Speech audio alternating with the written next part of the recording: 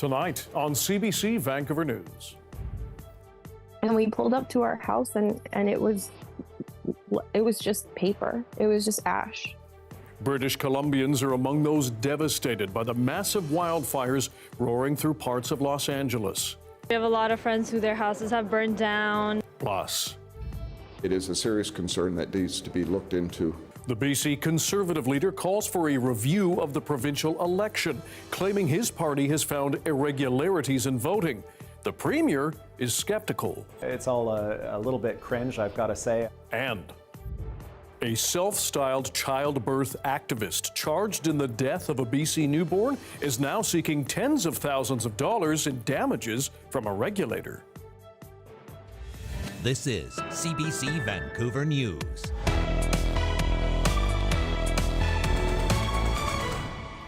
Hello, I'm Dan Burritt. Thanks for joining us. Firefighters are beginning to slow the spread of deadly and devastating wildfires in the Los Angeles area. The LA County Supervisor says they're hopeful the tide is turning.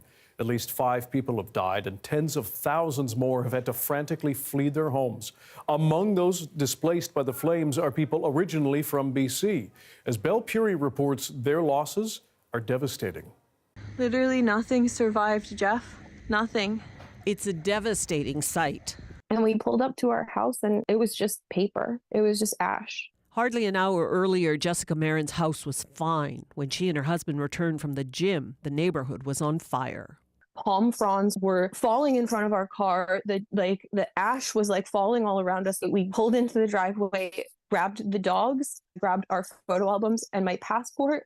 That and the clothes on their backs is all that's left. They waited for news in a hotel with no power. We listened to the LA Fire Department scanner send out call after call after call, and they were reading off the addresses of the houses that were up in flames. And because we hadn't heard our address yet, we just kept hanging on. I don't know how these fires are popping up, but that wasn't going on this morning. Late Wednesday, about an hour away, another fire. Krish Sidhu watched the Runyon Canyon flames from his Hollywood balcony. Everybody's on a very high state of panic almost, and heightened senses to, okay, is it coming here next? Where's it going to go? Because fires have popped up kind of all over the place in a large area and large different townships and things. Travelers have harrowing tales. We have a lot of friends who their houses have burned down. The city's literally up in flames. There's a lot of smoke.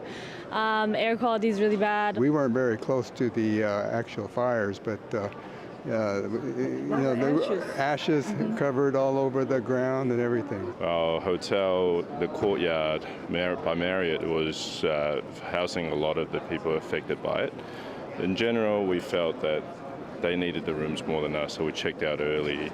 In LA, Jessica Marin and her husband are living in a friend's trailer. The couple's house was in a high-risk fire zone. It didn't qualify for insurance. There definitely will be a very, very sad trip back home to Canada. I want to be so close to them, but I also know it makes it feel real. Los Angeles, she says, will thrive again one day, but it will never be the same. Belle Puri, CBC News, Vancouver. Let's bring in our science and climate specialist, Darius Madavi, for a latest look at those fires around Los Angeles. Darius. Right. So we heard in that pack somebody saying they just don't know how those fires keep popping up. And it's really because of those very strong winds just carrying embers to areas that were really thought to be safe from those flames. Now, the Santa Ana winds are a really unique phenomenon in this part of California, and they're very strong. Now, to really get a dangerous fire, you really need 3 things. You need very high temperatures, you need dry conditions, and you need, again, strong winds. And really, these winds bring you all of that. Now, if we have high pressure set up on the eastern side of the mountains, and then we have low pressure out in the ocean, that air really wants to escape out towards the ocean. So the winds race up and over those mountains. As they move down the mountains, that air gets squished and compressed, and it heats up. If you've ever tried to pump up a bike tire and the tire gets really warm, that's the same thing. You're compressing that air, the temperature goes up. So now we have hot air. Next, that wind is going to move over parts of the desert. It could dry out even further. They will probably be quite dry already at this point just because of where the winds are coming from. And then from there, they get squeezed through these canyons, and that really causes the speed to increase greatly. So now we have hot, dry, fast-moving winds, and that's what makes these so dangerous and why we've seen these fires really able to take off. Now, The fires have been really nasty the last couple days. We have heard that firefighters are maybe able to get their feet under them for the first time because those winds have died down a little bit. But we could see them pick up again as we get into the overnight and then again Saturday night. So, Dan, it's a moving target. Okay, Darius, thanks very much. Thank you. To help fight those raging blazes, a BC-based company is sending help. Coulson Aviation in Port Alberni has deployed aircraft, crews, and equipment in and around Los Angeles. CEO Wayne Coulson says the company has assembled a quick reaction force of 4 planes to target the fires. The Quebec government has also sent a pair of water bombers to help, and Ontario is offering to deploy firefighters and equipment when needed.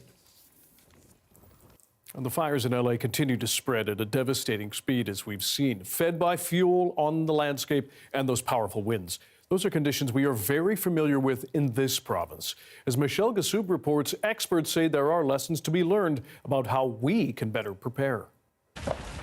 For a third day, the hills of Los Angeles are lit up. Neighborhoods are being decimated by fire. This expert says the conditions spurring fast-moving fires in California have occurred in BC before. Think of the Shuswap fires, the West Kelowna fires, Lytton. The fire started just outside of Lytton. The town was burning within 30 minutes of that fire starting. Though we haven't seen the level of destruction happening in LA, the hotter, drier conditions spurring the fires are being recorded here too. California is a good place to look to see what kind of conditions we might see in parts of BC in the future. The LA fires are fueled by the powerful Santa Ana winds, allowing flames to jump between structures. This expert says there are lessons to be learned in BC. Homes don't ignite from a wall of flame during a wildfire. Research shows that 50 to 90% of homes that are destroyed during a wildfire are actually ignited by embers or by sparks. By removing flammable materials from around your home and the vegetation on your property, you can actually prevent embers from collecting and then prevent the house from igniting. BC doesn't have the kind of dense, sprawling neighborhoods that have been destroyed in LA. Our coast is much wetter than theirs, but Canada also currently lacks the resources to fight fires on that scale. California does a lot of prescribed burning. They do a lot of fuel treatments. And, you know, the amount of resources that they can bring to a fire like this far exceeds what we can in Canada. And so I think it just really speaks to more like, you know, the scale of the issue we're dealing with and just making sure that we're prepared. As fires light up the January night sky, he says the province still has time to prepare for the fire weather ahead. Michelle Gassoub, CBC News, Vancouver. BC Conservative leader John Rustad is calling into question the election results in BC's closest riding. The party claims it has found what it calls irregularities in voting, centered around a care facility. But as Katie DeRosa explains, the facility strongly denies the allegations. It is a serious concern that needs to be looked into. After first saying he accepted the NDP's victory in the fall, John Rustad now says it's time for an independent review of the 2024 provincial election. The BC Conservative Party claims it has found a number of irregularities, specifically with the riding of Surrey-Guildford. The NDP's Gary Begg won the seat by just 22 votes after a judicial recount, securing David Eby's razor-thin majority. The Conservative candidate Hanveer Singh Randhawa says he will now file a court petition challenging those results. The justice must prevail and the democracy must be protected. Randhawa claims 21 residents of a mental health and addiction recovery home, Argyle Lodge, cast mail-in ballots despite living across the street from a voting station. Randhawa's complaint to Elections BC alleges a third party told residents how to complete their mail-in ballot packages, including who to vote for. The complaint also notes the home's manager donated to the NDP in 2023. The party presented what it says is a signed statement from a resident of Argyle Lodge. In it, the resident claims they didn't ask for a mail-in ballot or even know a provincial election was happening. In the statement, the resident alleges they were rushed into marking the ballot. I do not know who I have voted for, the statement reads. I marked the ballot where they pointed it, and I was led to believe I had no choice but to mark the ballot, otherwise I feared I would be kicked out of the home. The lodge's manager is dismissing the allegations. I think it's really absurd. Baljit Kandola says her staff do not tell people who to vote for and only help them complete the ballots if a person asks. This is the same way our clients have been casting their votes for over the last 30-some years. Never an issue. Kandola adds she spoiled her own ballot. Elections BC says it is reviewing Hanvir Randhawa's complaint to determine if a full investigation is needed. John Rustad also says he heard stories of non-Canadians voting in the election, but he did not provide evidence to support that. However, that's something that we can't prove, because obviously no one's going to be coming forward and putting up their hand saying, please have me eligible for a fine and put me in jail. The Premier is skeptical of Rustad's claims. Yeah, I mean, it's all a little bit cringe, I've got to say. If that's how he wants to spend his time, it's okay. It does have echoes of American-style politics that he's been trying to bring to our province, and I think it's unfortunate. But there's lots of safeguards. If there's anything to the allegations, Elections BC and the courts will do that review. I note, of course, that he is unwilling to put his own name to those allegations in the court applications, but his candidate will bring that forward, and they'll be looked at as they should be. Rustad says he's disputing the election results now because of the new evidence he says his party has found. He argues a full independent review will help restore trust in BC's electoral process. Katie DeRosa, CBC News, Victoria. A self-styled childbirth activist who has been charged in a newborn's death in BC is now seeking $30,000 in damages from the province's College of Nurses and Midwives for an alleged breach of her rights. Jason Proctor has been covering this story closely. We spoke with him earlier.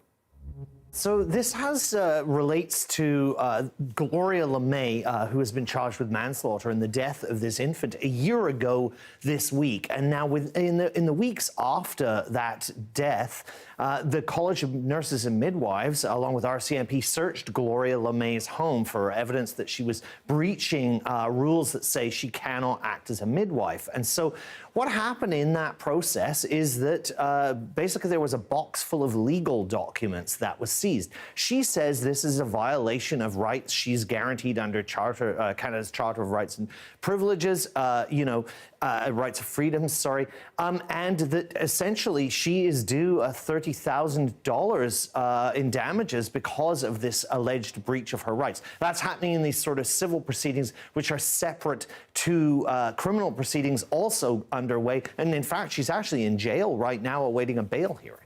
And some of Gloria LeMay's supporters were in court the other day. What are they saying about the charges? Well, one of them told me that they believe this is a witch hunt, that there's no coincidence that, there's civil proceedings brought by the College of Nurses and Midwives going on at the same time that there's criminal proceedings, and that, that they've been out to get her for years. She has been in the eye of, the regulator for years, and so they claim that they're out to get her.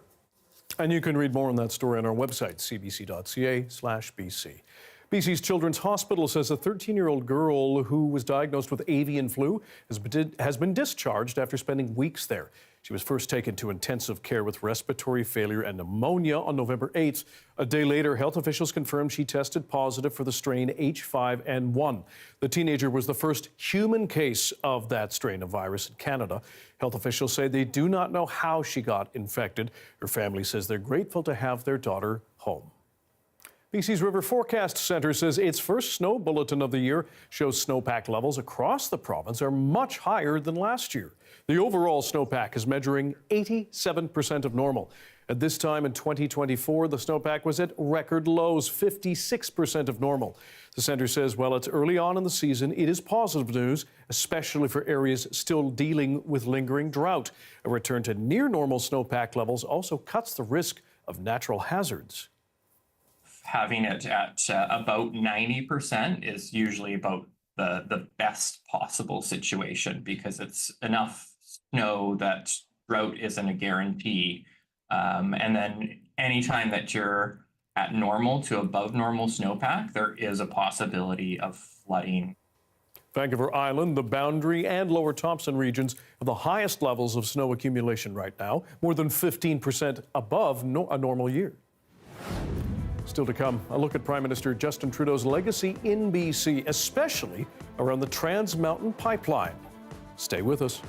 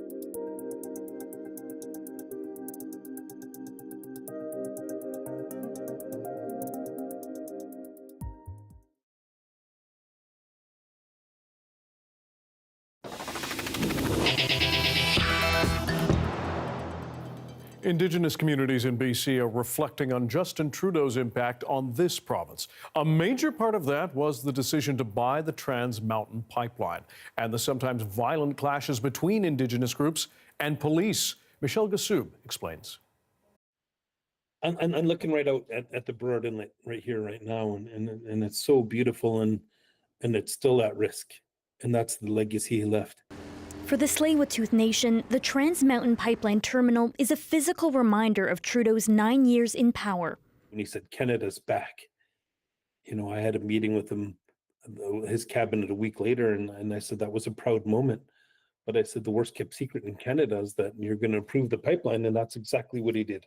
The approval of that pipeline pushed through after years of protest and court appeals. Trudeau made reconciliation a priority for his government, but nations who oppose the federal government on major energy projects remember his time in office as one of tension, as the RCMP's industry response group clashed with protesters. Using $86 million to create this RCMP unit specifically to remove First Nations people off their lands so resource development can happen, that is corruption. Despite the pushback, some nations in BC embraced energy projects pushed through by Trudeau and welcomed the economic opportunity they brought. Still, others say he was a leader on other coastal climate issues. The passage of Bill C-48, the oil tanker moratorium, where we fought for, over 40 years, to keep, tankers out of our coastal waters. So, with that, being passed, that was, a victory and a legacy. Between 2018 and 2024, the pipeline Trudeau said he wouldn't buy ballooned in price from $7 to $30 billion. $34 billion would have made a big, big difference for Canadians and for our land and water, which we all love. A financial and physical legacy on the BC landscape some say will be hard to forget. Michelle Gassoub, CBC News, Vancouver. Earlier in the day, the Prime Minister took to U.S. television in his first interviews since he announced his departure. At the same time, opposition leader Pierre Poilievre made his first public appearance since Trudeau revealed he's stepping down. Both say they have the answers in the face of Donald Trump's economic threats. Ashley Burke has more on their key messages and who they're aimed at. Justin Trudeau in Washington joining dignitaries and world leaders to pay tribute to the late U.S. President Jimmy Carter. Donald Trump was there too, but he and Trudeau didn't speak. And joining us right now is Canadian Prime Minister Justin Trudeau. The Prime Minister did speak on American TV. President-elect Trump has been needling you a bit, calling you Governor Trudeau, talking about making Canada the 51st state. Did you have any interaction with him? No, not today. But that's not going to happen. Canadians are incredibly proud of being Canadian. President Trump, who's a very skillful negotiator, is getting people to be somewhat distracted by that conversation, to take away from the conversation around 25% tariffs. Trudeau warning if Trump does impose tariffs, Canada would be forced to retaliate. We do not want to see tariffs on our side. We do not want to see tariffs on your side. It's bad for people who have, for generations, made things together and been successful together to actually start creating barriers between economies like ours. As Trudeau appeared on American TV, his main rival back home was already live on Canadian airwaves, speaking to reporters. I would remind our American friends that they benefit from our affordable, reliable energy, and the alternative is Venezuela, Iran, and other foreign dictatorships. Pierre Poilievre called on Ottawa to be more forceful with the U.S. and was asked what he's been doing to make Canada's case to Americans. Look, I'm not Prime Minister. I respectfully ask the Canadian people to give me the chance to serve them in that role. But that's why we need an axe the tax election now. I need the mandate. A look at the day that was in Whistler. Sunshine peeking over the mountains and temperatures hovering just around freezing. Darius Madavi will be back with your BC-wide weather forecast. Stay with us.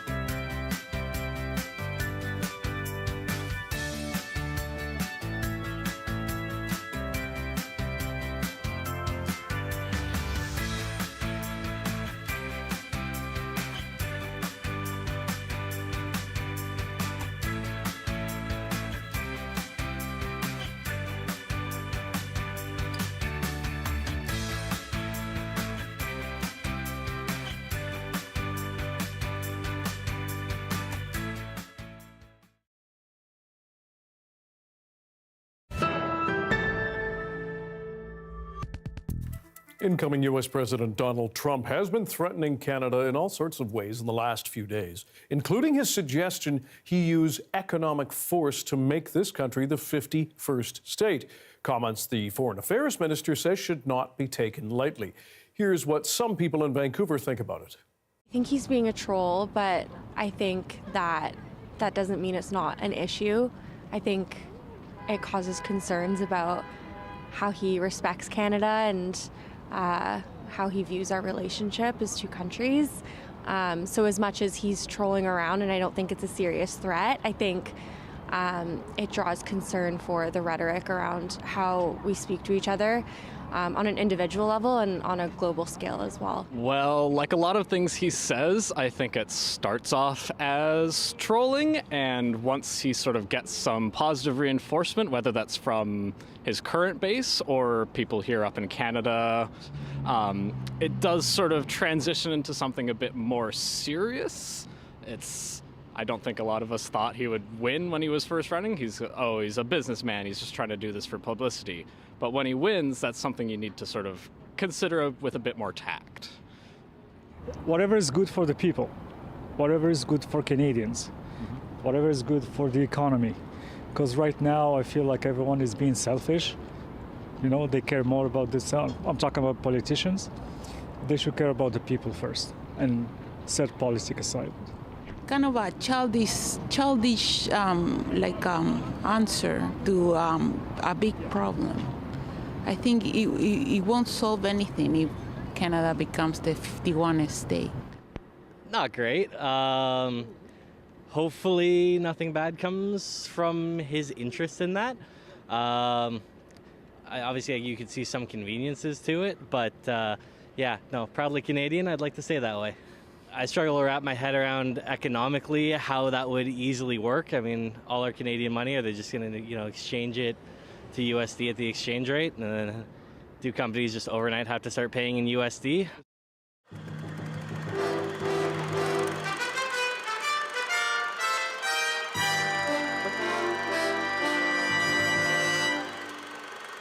There have been other border disputes the two countries have resolved before. One close to home here in BC was the Pacific Salmon War. It saw Canada and the U.S. at odds over fishing rights along our coast. Tensions reached a boiling point in 1997 in Prince Rupert. The two-day blockade of the Alaska Ferry by Canadian fishing boats has increased the temperature in an already heated dispute between the U.S. and Canada over who catches what fish. We're at our end of our rope. There's been words and words and more words, and nothing has come from them.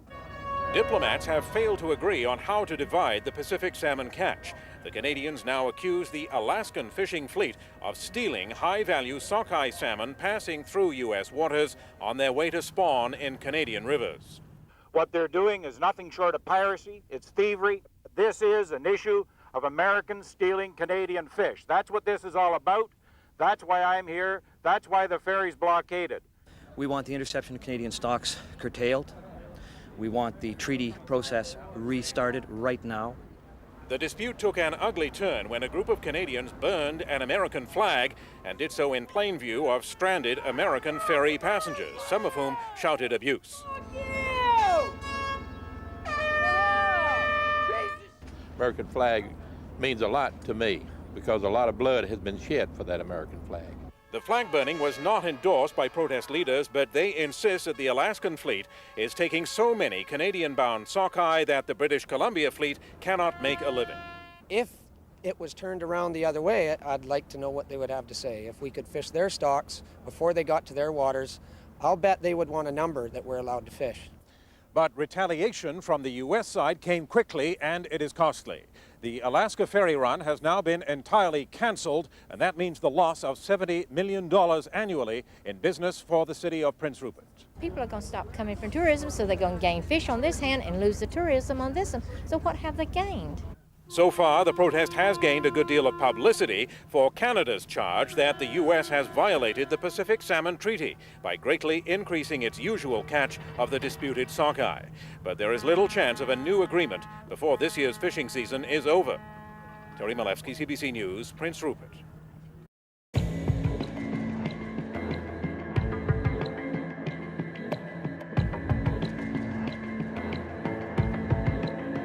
For the most part, newcomers say they are having a positive experience in Canada. But they also report facing unique challenges when it comes to housing. Alexandra Silberman looks at this as part of Welcome to Canada, a CBC News series about immigration told by the newcomers themselves. Wow, they have visitor parking. Vineet and Diksha Jain arrived in Saskatoon from India last year with high hopes for a better life and began searching for a home. This looks like really spacious. Yeah, it's spacious, for now, plus compact. They saw rising rents, but being new to Canada was the biggest obstacle. With no credit history, references, or jobs, landlords kept saying no. I was feeling like we should give up and maybe we should go back to our home country. The long hunt for stable housing held up their path to getting settled in Canada and focusing on finding work in their fields. After 6 months of renting a room, they eventually found a place of their own. There was always a tension back of our mind that we need to get into some good and bigger accommodation so that we can prioritize and plan our future. The Jains are among many newcomers to Canada reporting challenges finding housing. In a survey conducted for CBC News, 8 in 10 newcomers say they've had a positive experience settling in Canada, but just more than half say they found a home that is affordable. The cost of rentals continues to grow across Canada, with most units still too expensive for the average renter. The country is rapidly building new apartments like these ones, and that's helping affordability with a record number of new rentals this year. But housing policy experts say construction is still lagging behind demand. Supply just can't respond quickly enough. This researcher says an influx of international students and temporary foreign workers created a rapid surge in demand for rentals. People can get on a plane anywhere in the world this morning and arrive tonight. But we can't get a house on a production line this morning and have it ready for tonight. It takes us 5 or 6 years to get a housing built. Others say it's a matter of too little housing and argue Canada can't afford to scale back immigration. But simply saying that we're going to slow the population and therefore solve all of our problems, I think is actually very short-sighted and distracts us from the work that we need to do. Welcome to our new home, Diksha. The Jains are glad to finally have a place of their own, but they worry for other newcomers arriving in Canada and say some landlords and scammers are taking advantage of their situations. Alexander Silberman, CBC News, Regina. You probably don't weigh any meat you might buy, but you may start doing so after this story. A CBC News investigation has found some customers are getting overcharged because of misweighed meat. Sophia Harris checked it out. When Iris Griffin weighed the ground beef she bought in order to freeze individual portions, she says it was short, 134 grams.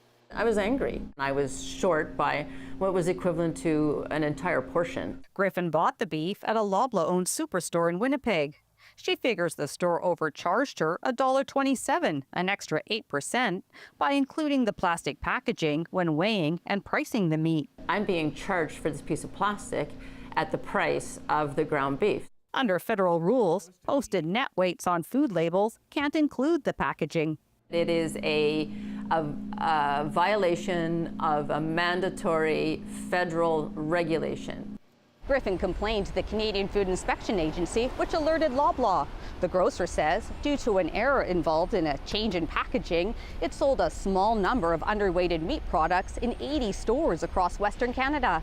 The CFIA says it issued no fines because Loblaw fixed the problem. Okay, and weighing the meats. 1 year later, CBC News went shopping and found several packages of underweighted meat at 2 Loblaw stores and 1 Sobeys owned location, plus this Walmart. It appeared the meats had been weighed with the packaging. Calculated overcharges per item were between 4 and 11%. Doesn't surprise me at all that it's still a problem. Retired CFIA inspector Terry Lee says when on the job, she often found underweighted meat in stores.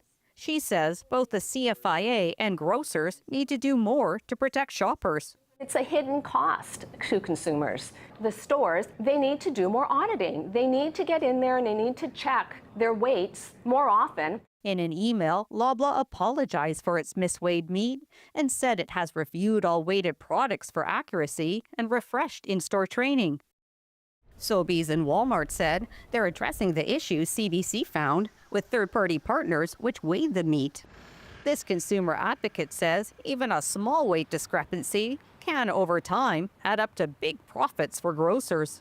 Potentially into millions and millions of dollars. So there's definitely a need here for some kind of rectification that consumers get compensated. When asked, Loblaw said it will offer compensation. Sobeys and Walmart didn't respond. Sophia Harris, CBC News, Vancouver. The two largest wildfires burning outside Los Angeles remain what officials call 0% contained. And city leaders describe the disaster as historic. We're going to take you to the area when we return.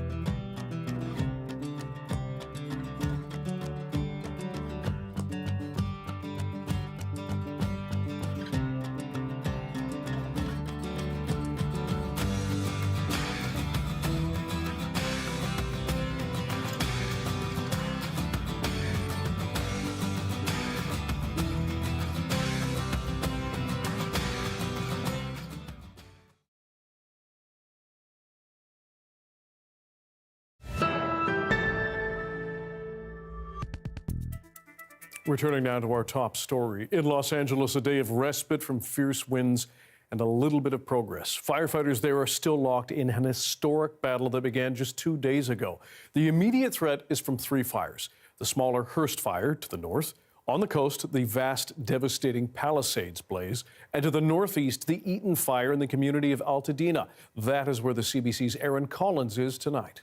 The scars left by the Eaton fire still fresh. More than 4,000 buildings either damaged or destroyed. At least 2 lives lost in this fire alone. Fire's a lot worse, and the wind blows it. Yeah, for sure. And really quickly. And it just kind of overwhelmed the neighborhood. This is the neighbor's garage here. But amongst the devastation, a reprieve.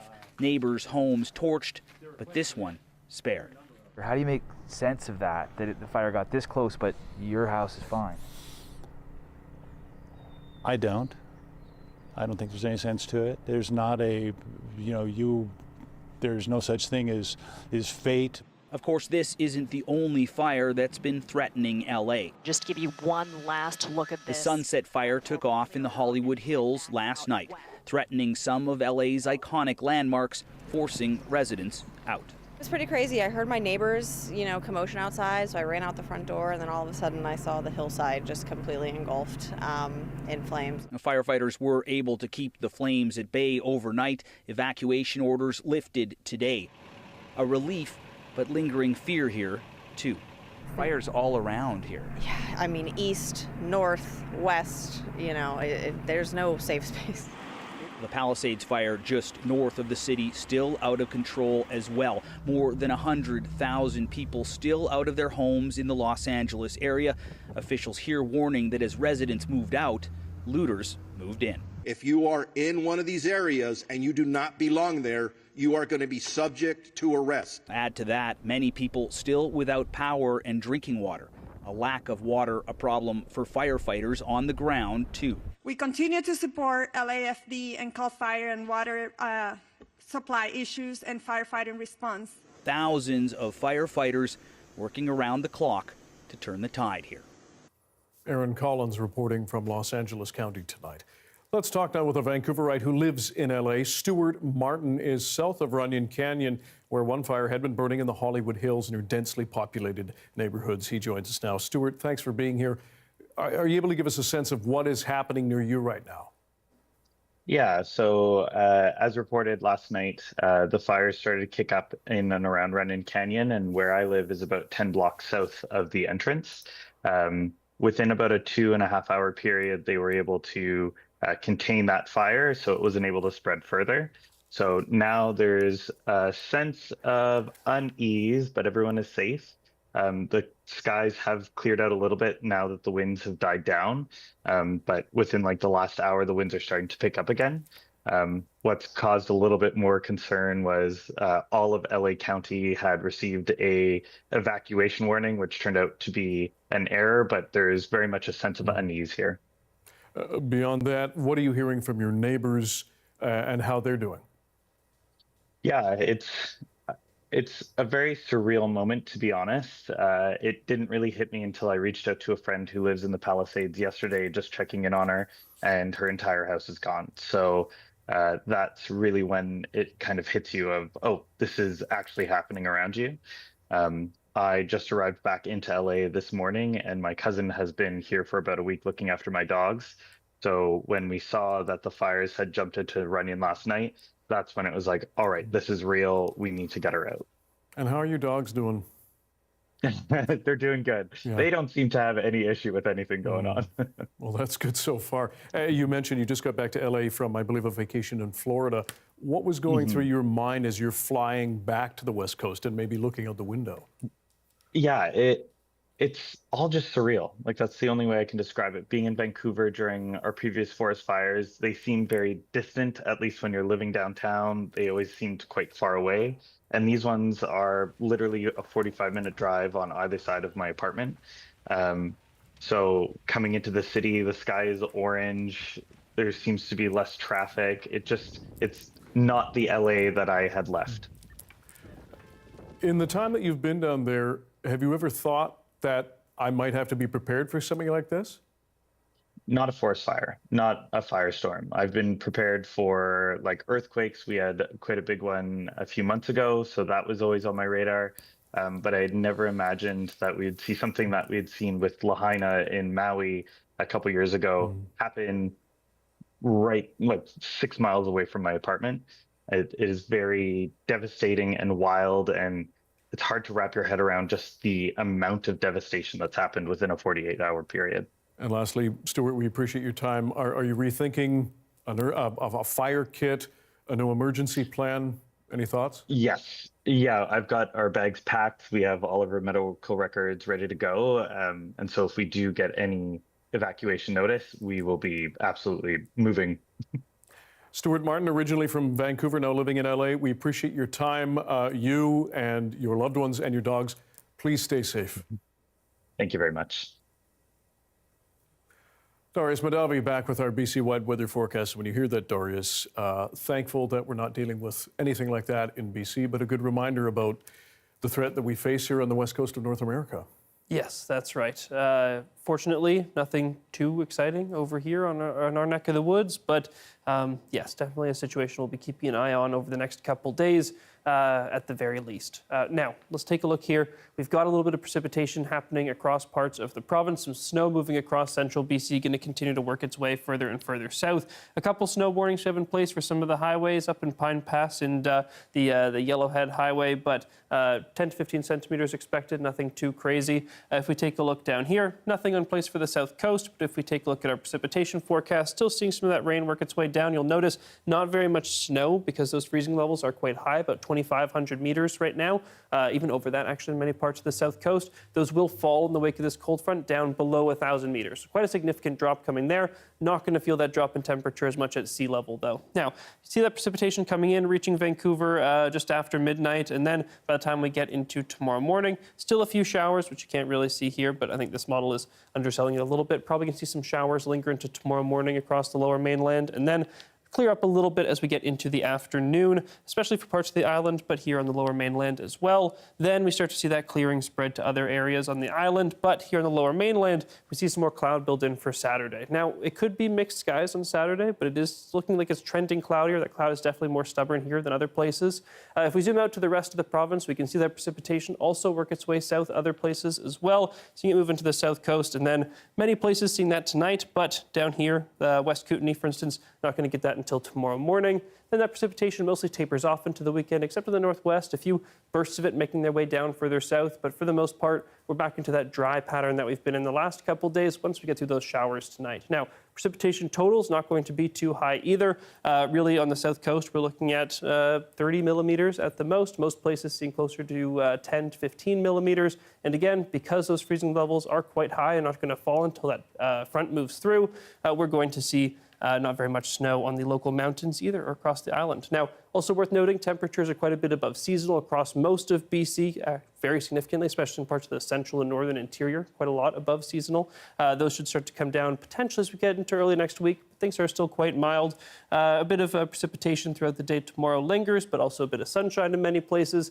Here's a 5-day forecast, and some sun over the next couple of days, and then that frost comes in late or early next week. Okay. We'll take it. Thank you, Darius. Thank you. The body of former U.S. President Jimmy Carter is back in his hometown and final resting place of Plains, Georgia.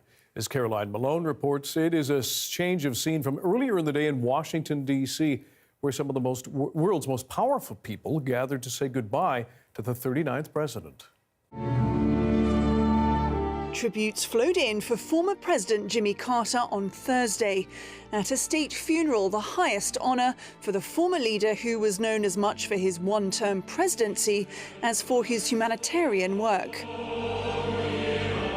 His grandson, Jason Carter, called him a man with vision who stuck to his principles and pushed for an end to racial discrimination and mass incarceration. His political life and his presidency, for me, was not just ahead of its time, it was prophetic. Among the hundreds of mourners in the Washington National Cathedral were all 5 living current and former U.S. leaders. President-elect Donald Trump sat next to Presidents Barack Obama, George W. Bush and Bill Clinton, and President Joe Biden in one of his last major appearances before standing down.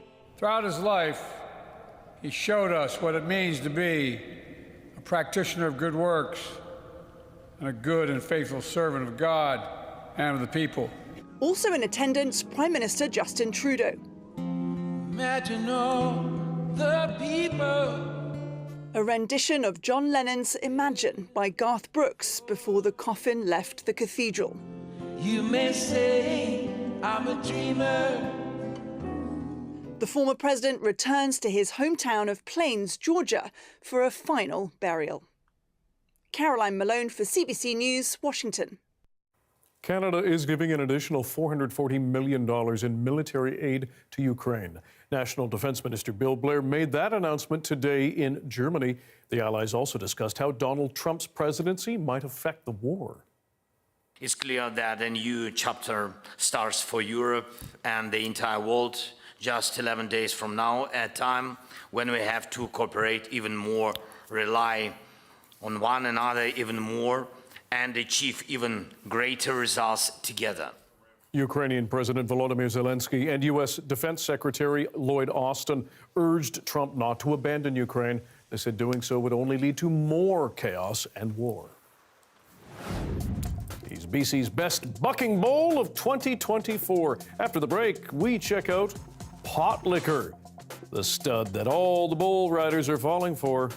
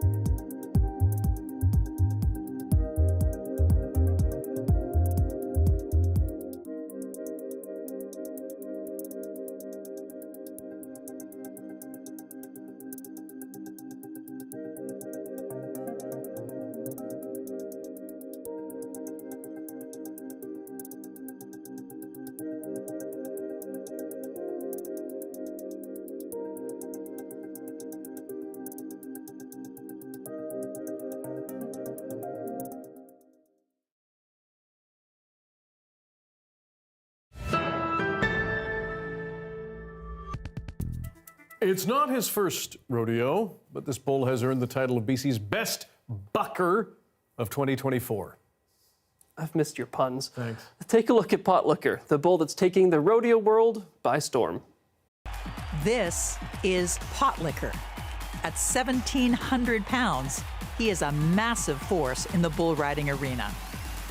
And on this farm in Black Pines, just outside of Kamloops. The 4-year-old has just been named the best bucking bull of the year in BC. His owner is Ed Laborde of S&E Bucking Bulls, a business he started in grade 8 with his buddy Sean over 40 years ago. We rode bulls when we were kids, and we started raising bulls for practice so we could get on. Pot liquor was a hit last year with the rodeo athletes that ride bulls in competition in British Columbia. Riders like Sukhvim Barmi, who's been on the losing end of pot liquor's agility a couple of times. With pot liquor, I think so I made it like the third buck. I was off. He smashed me on the ground. He's so perfect in so many ways that it's really hard for us to be on him. Like, he bucks professionally, so he's always on top. Like, he comes out pretty good. He comes out pretty hard, and it doesn't. And he's unpredictable with his moves. Sometimes he'll go left, he'll go right. Pot liquor stands out in his field. Laborde says it has nothing to do with training. A lot of pot liquor's success rests on his nature and bloodline. It's one thing you don't do is train a bucking bull. They either buck or they don't. It's bred into them.